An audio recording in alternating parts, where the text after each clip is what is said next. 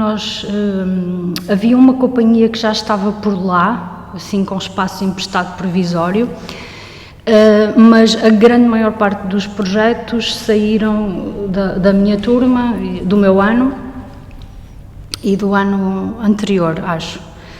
E então nós fomos ter com o Chico Beja e perguntámos, o espaço está lá em baixo, o Francisco Beja, e o espaço está lá em baixo, aquilo está desocupado, não sei o quê, pronto, podemos ocupar. E pronto, e a Erva Daninha surgiu mais ou menos neste contexto, ou seja, entre a fábrica e a vontade de fazermos um espetáculo com a técnica de palhaço, com o Denis Bernard, que na altura não era charmoso como é agora, nem se chamava de clown. Se calhar se a fábrica não existisse, possivelmente nós não estávamos aqui hoje, não sei. É uma possibilidade forte. Mas o que aconteceu foi que em 2005 o Francisco Beja disse, sim, pronto, olha, fiquem lá no espaço enquanto der, assim também tomam conta do espaço e pronto. E os alunos continuaram sempre a ir lá fazer coisas, mesmo estando ocupado por malta, que era uma mistura, não era só ex-alunos da ESMAI, era uma mistura de ex-alunos da ESMAI com pessoal de outras áreas, uns mais estruturados, outros menos estruturados, uns já tinham um projeto artístico, outros foi naquele entusiasmo de ocupar a fábrica, surgiram dezenas de projetos artísticos ao longo do tempo. Estou-me a perder um bocado. O que é que tu perguntaste, Gilva?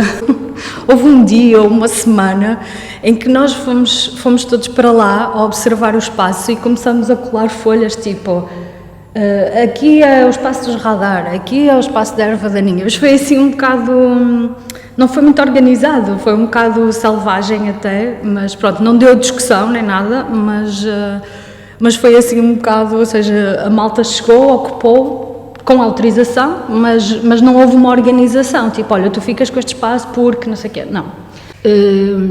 Meu pai trabalhava numa empresa e ele conseguiu arranjar materiais usados de escritório, chão, essas coisas todas e equipou a fábrica de cima a baixo para todas as estruturas, ou seja, foi tipo assim uma cena surreal. Nós fomos todos ao armazém, não é? E trouxemos inclusive extintores e cenas assim de segurança, pronto. E ele fez, durante alguns anos, tinha imenso esta relação com a fábrica, ou seja, na Sala Preta, na Sala dos Buracos, tínhamos um espaço que era onde a malta punha coisas que qualquer pessoa podia usar. Então, às vezes, por exemplo, o Ricardo tinha arranjado uma escola que fechou e deu um monte de cadeiras e mesas e não sei o quê. E ele punha lá aquilo tudo e depois, precisavas de uma cadeira e ias lá buscar. Ou tipo essas cenas de serralvos, trouxemos imensas coisas, o que a malta queria ia lá buscar. A fábrica surgiu num contexto político muito particular, que foi quando o Rui Rio foi para a Câmara Municipal do Porto, foi ela por ela, ou seja, imagina, a gente ocupou a fábrica em 2005 e eu acho que em 2006 ele ia fechar o Rivoli e nós fechámos no pequeno auditório. Eu acho que não estou a dizer asneiras.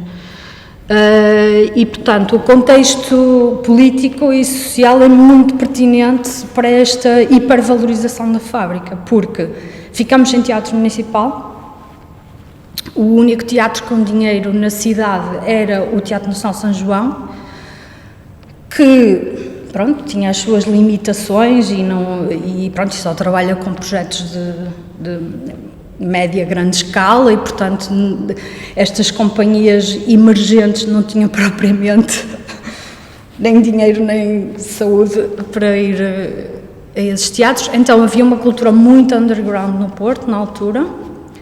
Havia a fábrica, as boas raparigas, porque mesmo que não tenhas dinheiro, tu tens sítio para trabalhar, para te encontrares com outras pessoas. E havia muito esse registro. As companhias tinham todas quase obrigatoriamente uma relação com a ESMAI, ou seja, eram tudo companhias de ex-alunos, não na sua íntegra, não fiz a ESMAI e fazia parte da Erva Daninha, mas as companhias na sua gênese tinha sempre alguém que que tinha relação de ex-alunos da ESMAI. E quando eu entrei nessa altura, havia uma chave para entrar na fábrica, que às vezes não se sabia bem quantas cópias existiam, mas cada companhia tinha já os seus espaços alocados, mas não havia tipo portas fechadas, isso não existia, não havia aloquetes nas portas, não havia o armazém de material técnico fechado à chave, isso não existia. A pouco e pouco começou-se a desvincular com esta ideia de relação com a ESMAI, e também foi importante, não é? Porque o tal contexto político exigia isso, e económico, não é? Exigia muito que não havia espaços, e havia muitas companhias, e sempre houve essa abertura da parte da ESMAI e do Francisco, e depois aí começou essa necessidade de existir alguma organização, dessas ditas reuniões. Havia muitas companhias e projetos emergentes e depois de repente começaram a entrar projetos que já eram sólidos e que simplesmente se calhar viram ali uma forma de ser mais economicamente viável a sua existência do que estar a pagar um aluguer não sei onde, pronto. E havia esse clima assim um bocado de, é um bocado esquisito, isto tipo, era emergente e agora não está assim tão emergente. Isso aconteceu para o início? Porque realmente aquilo era uma ocupação de um espaço mais do que um movimento que associava muitas companhias. Eu não vejo dessa forma.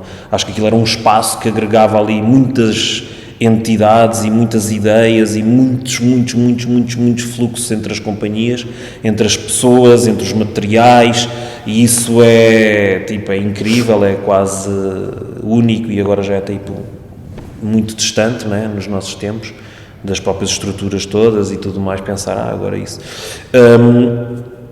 Mas eu acho que não existia essa ideia de a fábrica, e eu digo isto de uma forma muito positiva, acho que foi muito bom isso nunca ter existido uma entidade formal, uma ideia, uma identidade que a fábrica que representa, porque eu acho que isso ia matar aquilo que existia na altura e que lá está, quanto mais se tentava organizar aquela cena assim orgânica estranha que acontecia ali, havia ali uma organização que ia no máximo até esta coisa, 3 em 3 meses, tal, depois troca e paga aos 10 meses e o outro não pagou, mas agora vai pagar tudo, e agora, pronto, havia esta coisa muito orgânica, nunca havia grandes chatices, mas eu acho que muito mais do que isso não dava para existir, ou seja, eu acho que ali a grande cena era o espaço, e acho que isso também ajudou no encerramento daquilo, porque nós não nos conseguíamos, entre todos, não conseguíamos às vezes ter uma palavra única sobre,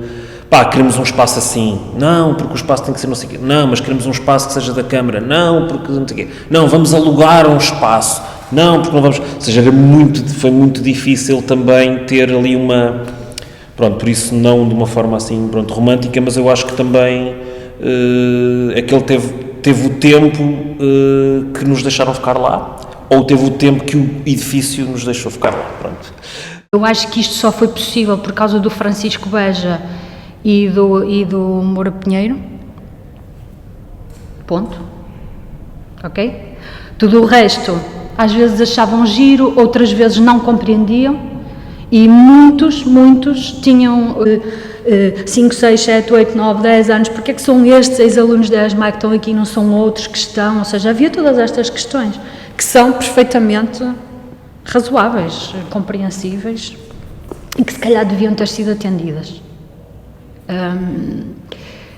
Inicialmente as estruturas punham lá o que tinham, mas a porta estava aberta, e depois a pouco e pouco, não estou a dizer que não estava aberta, mas já não era suficiente, havia muitas portas fechadas, havia muitos armazéns, as companhias cresceram, havia muitos espaços que podiam ser salas e eram armazéns, porque havia muitos cenários, havia cenários muito grandes, havia muitos equipamentos, não de todas as estruturas, atenção. Aprendemos ainda hoje em dia, né? Nós temos um espaço e também recebemos muitos artistas, e eu reparo nesta dinâmica na dinâmica do silêncio. do espaço privado. E é uma coisa muito interessante que isso na fábrica não existia essa discussão, quer dizer, eu nunca na vida ia bater à porta dos Palmilha ou do Teatro do Frio, olha, desculpa, lá podem só baixar um bocadinho a música que nós estamos agora ali a fazer uma improvisação. Ou seja, nós todos aprendemos a conviver, seja com barulho de ensaios de outros, com barulho de obras, com entradas e saídas, e isso cria uma dinâmica e uma abertura que eu acho que faz muita falta às artes performativas e hoje em dia, isto ainda não vai. Por isso é que eu acho que até mesmo o processo de saída, que foi um bocadinho antecipado por algumas estruturas, nós fomos dos primeiros a sair, acho eu, mais ou menos, sim. E houve estruturas que se anteciparam e houve outras que foram ficando até mesmo ao limite desse tempo, também por falta de resposta, não é? A mim, pessoalmente, se me perguntassem, queres vir para uma nova fábrica, eu ia. Não tinha problemas nenhuns com isso. Eu gosto de barulho. Eu acho que isso faz muita falta, as pessoas é que são as associações, percebes? E eu acho que o que determinou a fábrica e o que determina a força de qualquer projeto, micro, macro, não sei o quê, são as pessoas. Não são as associações. A erva daninha não é nada, é uma escritura, meia dúzia de papéis. A erva daninha sou eu e o Vasco. Neste momento já foram outras pessoas. Só isso, estás a perceber? E eu acho, muito sinceramente, acho que a força da fábrica eram as pessoas que lá estavam.